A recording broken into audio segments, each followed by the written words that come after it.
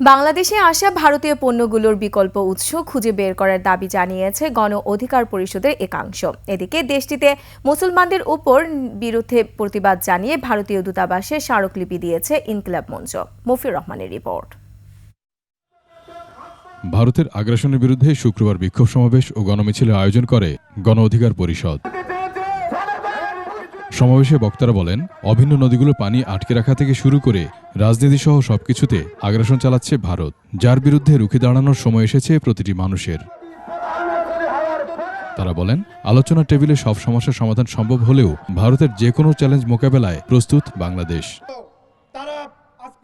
নতুন করে আবারও ভারতীয় পণ্য বয়কটের আহ্বান জানান বক্তারা।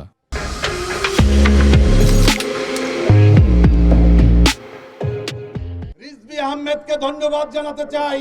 আপনি যেদিন চাদর পুড়িয়েছিলেন এদেশের মানুষের হৃদয়ে অবস্থান করেছিলেন, এখন আবার আপনি শাড়িতে আগুন দিয়েছেন। এটাই হচ্ছে বাংলাদেশের মানুষের চিন্তা, এটাই হচ্ছে মানুষের বিশ্বাস।